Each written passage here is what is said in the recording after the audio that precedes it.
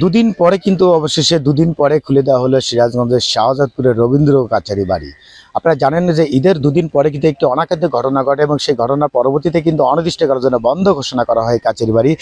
আমি একটু দেখাতে চাচ্ছি যে আজ সকালে কিন্তু সিরাজগঞ্জ জেলা প্রশাসক মোহাম্মদ নজরুল ইসলাম এবং পুলিশ সুপার মোহাম্মদ ফারুক হোসেন সহ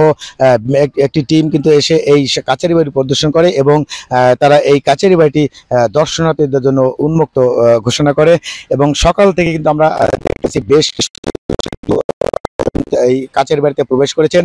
এবং গত দুদিনে কিন্তু বেশ অনেক দর্শনার্থী এসে এখানে ফিরে গিয়েছে এবং দূর দূরান্ত থেকে তারা যেমনটা জানিয়েছেন যে তারা জানতেন না যে এই কাচের বাড়ি বন্ধ রয়েছে,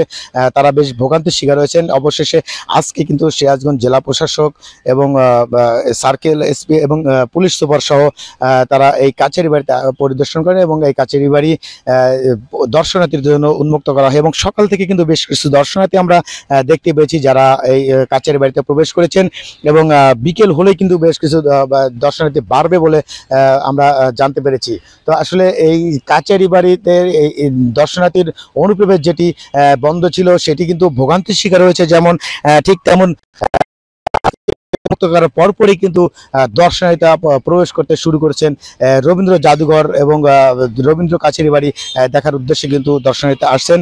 এবং যে অনাকাঙ্ক্ষিত যে ঘটনাটি ঘটেছিল আমরা জানতে পেরেছি সেটি আইনি যেমন প্রক্রিয়া রয়েছে সেই আইনি প্রক্রিয়ার মাধ্যমে সেটি চলমান থাকবে এবং দর্শনার্থীদের জন্য যে কাচারি বাড়ি সেটি কিন্তু উন্মুক্ত ঘোষণা করা হয়েছে। এবং সেই সঙ্গে আমরা কথা বলেছি কাচারি বাড়ি কাস্টোডিয়ান এবং ডিসি জেলা প্রশাসক সঙ্গে কথা বলেছি, তারা যেমনটি জানিয়েছেন আইনি প্রক্রিয়ার মাধ্যমে সেই মামলা চলমান থাকবে, কিন্তু এই দর্শনার্থীদের জন্য এই কাচারি বাড়ি কিন্তু উন্মুক্ত থাকবেন এবং